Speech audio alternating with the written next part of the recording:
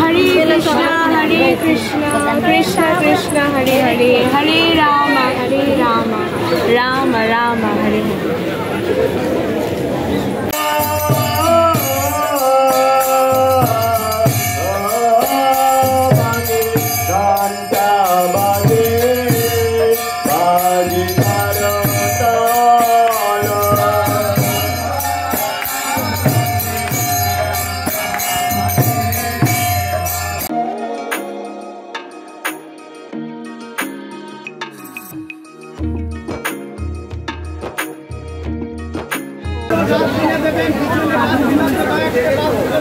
মায়াপুর মন্দির থেকে বেরোনোর সময় এখানে দেখতে পেলাম কিছু খাবারের স্টল। বিকেলের একটু স্ন্যাক্স খেতে ইচ্ছা করছে, নিয়ে নিলাম একটু বেবি কর্ন ফ্রাই।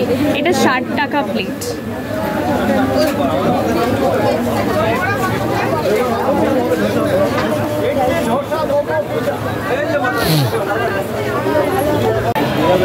মন্দির থেকে বেরিয়ে এসেছি এইবারে নবদ্বীপের দিকে। এবার রওনা হব, আবার লঞ্চে করে পেরোবো আর পৌঁছে যাব নবদ্বীপ।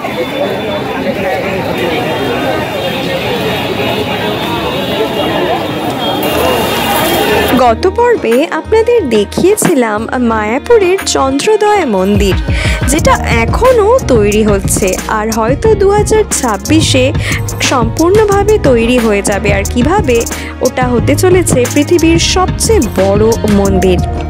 আজকের এই পর্বে আপনাদের দেখাবো সন্ধেবেলার মায়াপুরের মন্দিরের পরিবেশ।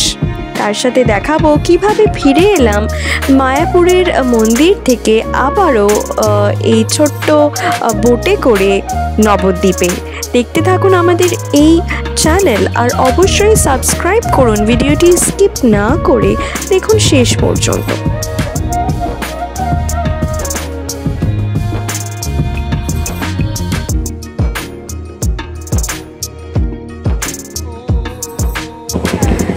এসে গেছি মায়াপুরের ফেরিঘাটে। এখানে মায়াপুর ঘুরে নেওয়ার পরে এবারে ফিরে যাচ্ছি আবার নবদ্বীপের দিকে। ওয়েট করছি লঞ্চের জন্য। আর এখানে টিকিট আগেই বলেছি 10 টাকা প্রতিজনের টিকিট এখানে। আপনাদের আগেই বলেছি যে চন্দ্রোদয় মন্দিরটি তৈরি হচ্ছে সেটা দুবার দুপুর 12টায় আর বিকেল 5টায় খোলা হচ্ছে দর্শনার্থীদের জন্য, এবং গাইড নিয়ে যাচ্ছেন সঙ্গে করে ঘুরে দেখানোর জন্য। বিকেল 5টায় সেই মন্দির থেকে বেরিয়ে এবারে ঘুরে দেখছি এই মায়াপুর মন্দিরের চত্বরটি। প্রথমে ভাবলাম এই গোবিন্দাস রেস্টুরেন্টে একটু খাবো, তারপরে মনে হলো যে না, এখানে আরও ছোট ছোট অনেক স্টল রয়েছে, সেখান থেকেও খেতে পারি। তারপর ধীরে ধীরে এই সন্ধে নামার সময় এগিয়ে যেতে লাগলাম। আর একটু পরেই আপনারা দেখতে পাবেন কিভাবে অন্য স্টলের সামনে খেয়ে নিলাম একটু বিকেলের স্ন্যাক্স। দুপুরে গদা ভবনে আমরা ভোগ গ্রহণ করেছিলাম, সেটা আপনাদের দেখিয়েছি গত পর্বে। সেই ভিডিওটা যদি স্কিপ করে গিয়ে থাকেন, ডেসক্রিপশনে রয়েছে লিংক গদা ভবনে ভোগ গ্রহণ করার সেই ভিডিওটি। আর এই যে সামনের স্টলটা দেখতে পাচ্ছি, এখান থেকেই নিয়ে নিয়েছিলাম বিকেলের বেবি কর্ন। বেশ ভালো ছিল বেবি কর্নটা, মুচমুচে ক্রিসপি, খুব এনজয় করেছি। নিরামিষ খাবারের মধ্যে খুব আকর্ষণীয়।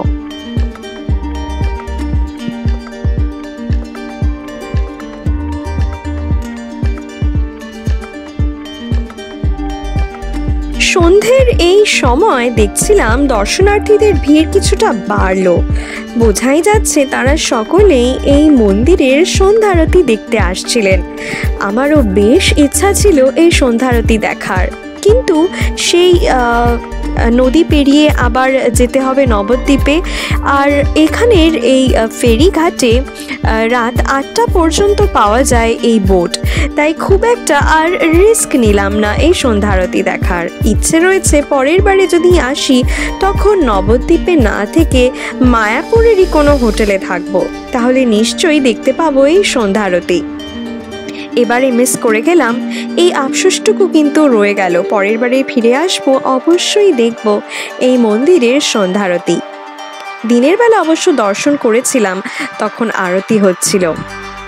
আর এই হচ্ছে সন্ধ্যের এই পরিবেশ মায়াপুরের ইসকন মন্দির চত্বরের মধ্যে।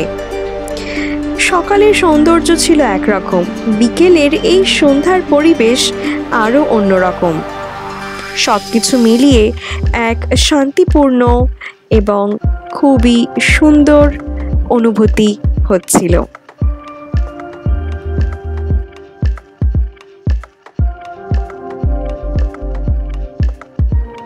ইসকন মন্দির থেকে বেরিয়েই দেখতে পেলাম সামনে রয়েছে অসংখ্য টোটো আর রয়েছে সামনে প্রচুর স্টল। এই হচ্ছে বাইরে বেরোনোর পরে গেটটি, খুবই সুন্দর দেখতে লাগছে।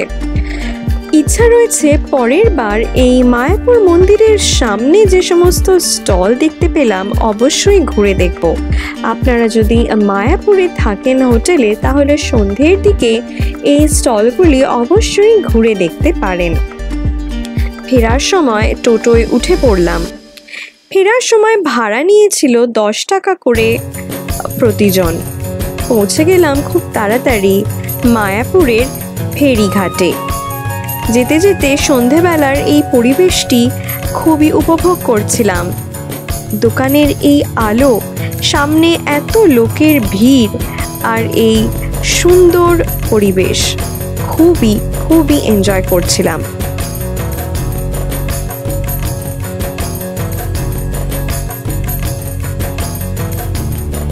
টোটোয় করে যখন নামলাম এই মায়াপুর ফেরিঘাটের কাছে, নেমে সামনে চোখে পড়ল এক সুন্দর জগন্নাথ মন্দির। আশেপাশে অনেক মন্দিরই ছিল যেগুলো এবারে আর ঘুরে দেখার মতো সময় হলো না। পরের বারে সেই আশেপাশের মন্দিরগুলো নিশ্চয়ই ঘুরে দেখব। এই যে নেমেই প্রথমে দেখতে পেলাম বজরংবলী, তারপরে দেখলাম জগন্নাথ মন্দিরে চলছে আরতি।